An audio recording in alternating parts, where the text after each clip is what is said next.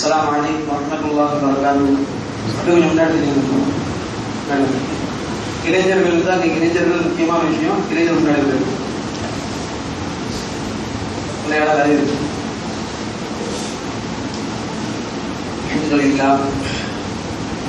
الحمد لله رب العالمين والصلاة والسلام على سيدنا محمد أشرف المرسلين وعلى آله وأصحابه أجمعين.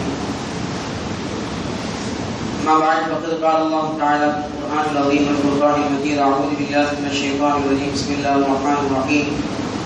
يا أيها الذين آمنوا إذا قمتم إلى الصلاة فاغسلوا وجوهكم وأيديكم إلى المرافق وامسحوا برؤوسكم وأرجلكم إلى الكعبين وإن كنتم جنبا فاطهروا. எல்லாம் வல்ல அல்லாஹ்வின் நல்லடியார்களே, அல்லாஹ்வின் சாந்தியும் சமாதானமும் நம் மீது என்றும் எப்பொழுதும் நின்று நிலவட்டுமாக. வரும் காலங்களில் நீடித்த ஆயுளை, உடல் ஆரோக்கியத்தை, குற்றா நலத்தையும் இல்லாமல் அல்லாஹ் நமக்கும் நம்முடைய பெற்றோர்களுக்கு தருவானாக. நமக்கும் நம்முடைய பெற்றோர்களுக்கும் இல்லாமல் அல்லாஹ் ஹஜ்ஜை நசீபாக்குவானாக. வரும் காலங்களில் ஈமானோடு வாழ்ந்து மரணிக்கும் நேரத்தில் கலிமத்து தௌஹீத் லா இலாஹ இல்லல்லாஹ் முஹம்மது ரசூலுல்லாஹ் என்று சிறு கலிமா சொல்லி மரணமாக பாக்கியத்தை அல்லாஹ் நமக்கும் நம்முடைய பெற்றோர்களுக்கும் தருவானாக. அருமையானவர்களே,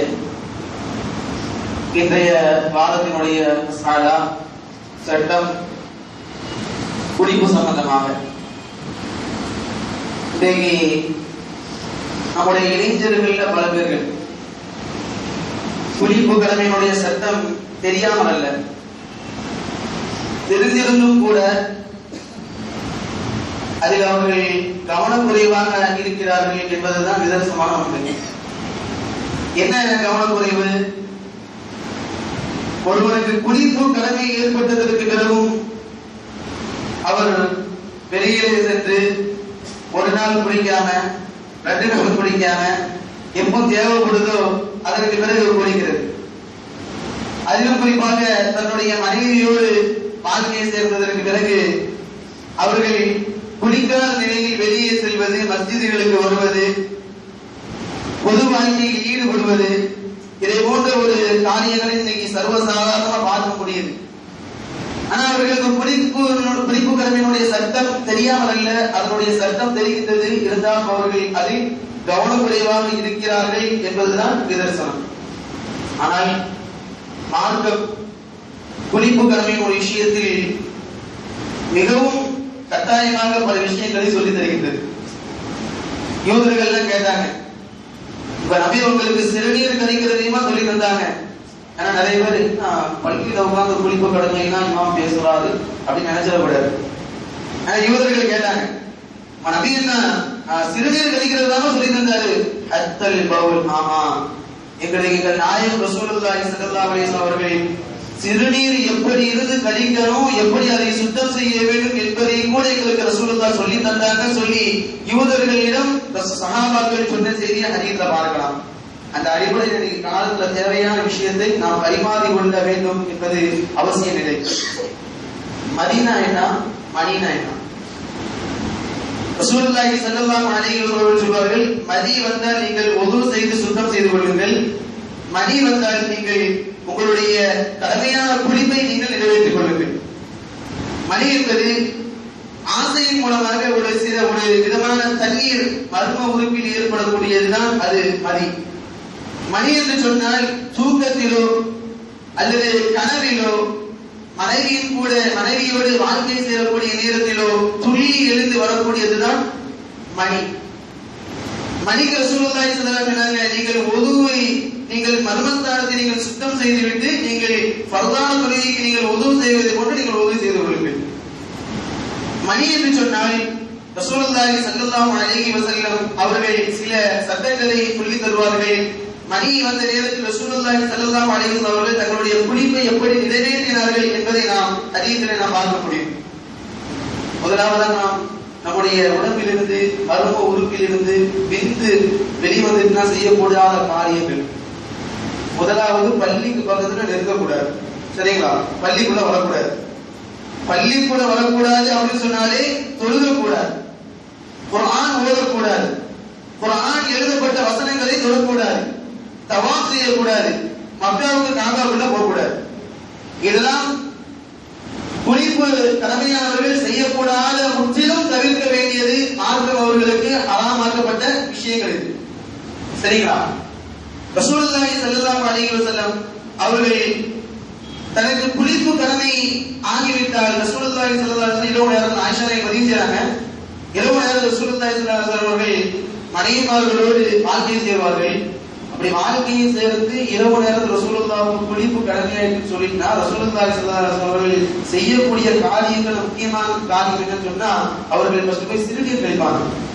சிறுநீர் கழித்ததற்கு பிறகு ரசூலுல்லாஹி ஸல்லல்லாஹு அலைஹி வஸல்லம் அவர்கள் பிரதான தொழுகைக்கு எப்படி உதவு செய்வாங்களோ அதே மாதிரி உதவு செய்து விட்டு ரசூலுல்லாஹி ஸல்லல்லாஹு அலைஹி வஸல்லம் அவர்கள் படுக்கைக்கு வருவாங்க. இதெல்லாம் என்ன தெரியுது? நம்மளுக்கு வீட்டுல குளிப்பு கடமை ஆயிடுச்சு, மனைவியோடு வாழ்க்கை சேர்ந்த நேரத்தில் குளிப்பு கடமை ஆயிடுச்சு சொல்லிட்டுனா நாம் செய்ய வேண்டியது அப்படியே தூங்கிடக்கூடாது. அதனால மருத்துவர்கள் சொல்றாங்க பல நோய்கள் ஏற்படுது. இரண்டாவது, இரவு நேரத்தில் நமக்கு குளிப்பு கடமையானாலும் சரி நாம் செய்ய வேண்டியது முதலாவதாக நாம் நம்முடைய சிறுநீரை சுத்தம் செய்துவிட்டு நம்முடைய மர்ம உறுப்பை சுத்தம் செய்துவிட்டு உதவு செய்துவிட்டு நாம் தூங்கணும்.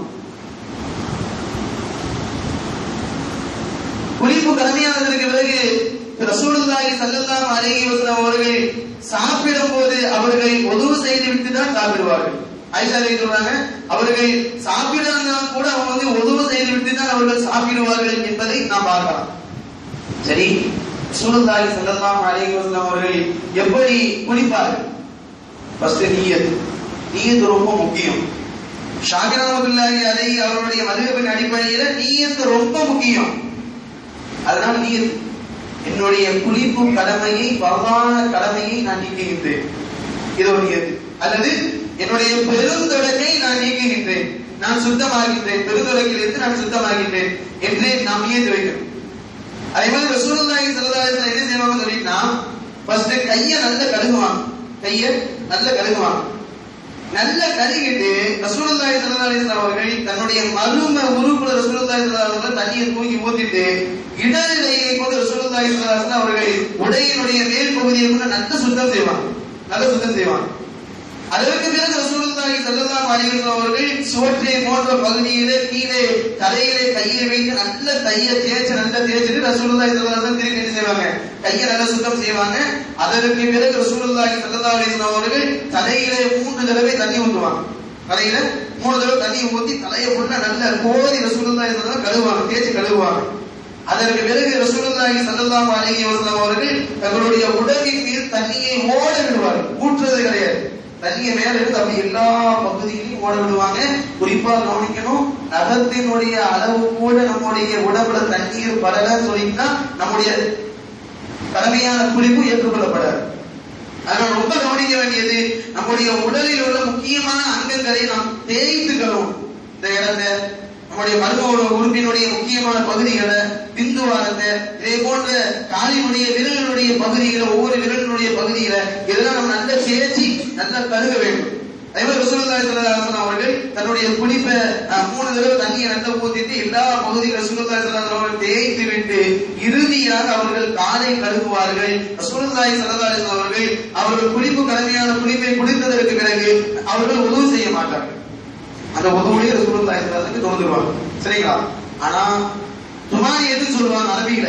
நம்முடைய மன நிம்மதிக்கான அந்த உதவு போதும், அந்த குளிப்பு போதும். நம்ம ஏற்கனவே உதவு செய்துட்டோம். ஏற்கனவே குளிப்புக்கு பிறகு நம்ம என்ன செய்வோம்? பிரதான உதவை கொண்டு உதவு செய்துட்டு தான் குளிக்கணும். அந்த உதவு போதும். இருந்தாலும் கூட நாம் குளித்ததற்கு பிறகு நம்முடைய மன நிம்மதிக்காக வேண்டி திருப்பி உதவு செய்வது ஆகுமான செயல், நல்ல செயல் என்பதையும் நமக்கு இஸ்லாமிய ஷரியத் நமக்கு சொல்லி தருகின்றது. அதனால 50 குளிப்பு கடமைன்னு இன்னைக்கு பல பேரை பார்க்க முடியும். அதிலேயும் குறிப்பாக புது தம்பதியினர்கள் கூட இன்னைக்கு குளிப்பு கடமையாக இன்னைக்கு வெளியே போயிட்டு வந்து இஷ்டத்துக்கு குளிக்கிறது அப்படின்னா இருக்கவே கூடாது. முதல் காரியம், மார்க்கத்தில் நமக்கு நோயா இருந்தா மாத்திரம் தண்ணி வச்சு மேல ஊத்துன அவங்களுக்கு ஏதாவது நோய் வந்துடும், ஜுரம் வந்துடும், ஜன்னி வந்துடும் அப்படின்னு பயப்பட்டாதான் குளிப்பை என்ன செய்யலாம்? தாமதிக்கலாம். ஆனா ஒண்ணுமே இல்லாம நம்முடைய குளிப்பை நாம் தாமதிக்க கூடாது. குளிப்பு கடமையாயின்னு சொல்லிட்டா உடனே நாம் அதை நிறைவு செய்ய வேண்டும் என்பதை நமக்கு மார்க்கம் நமக்கு கற்றுத் தருகின்றது. இந்த அடிப்படையில் நம்முடைய குளிப்பு கடமையை நாம் நிறைவேற்ற வேண்டும். இஸ்லாமிய ஷரியத்தை நாம் பின்பற்றி வாழக்கூடிய மக்களாம் அல்லாஹ் நம்மை ஆக்கி அருள்வானாக. ஏதாவது சந்தேகம்? நான் 10 நிமிஷத்துல உங்களை அனுப்பணும் சொல்லிதான் சீக்கிரம் வேகமா முடிக்கிறோம். சரிங்களா? உங்களுக்கு ஏதாவது சந்தேகம், நம்ம சொன்ன விஷயத்துல ஏதாவது மாற்றம் ஆயிருச்சுன்னா ரூம்ல வந்து இன்ஷா அல்லாஹ் அந்த சந்தேகத்தை நீங்க தீர்த்து கொள்ளும்படி உங்களை இன்ஷா அல்லாஹ் கேட்கிறோம். சுப்ஹானல்லாஹி வ பிஹம்திஹி சுப்ஹானல்லாஹி வ பிஹம்திஹி அஷ்ஹது அல்லா இலாஹா இல்லா அன்த அஸ்தக்ஃபிருக வ அத்தூபு இலைக். சுப்ஹான ரப்பிக ரப்பில் இஸ்ஸத்தி அம்மா யசிஃபூன் வ ஸலாமுன் அலல் முர்ஸலீன் வல்ஹம்துலில்லாஹி ரப்பில் ஆலமீன்.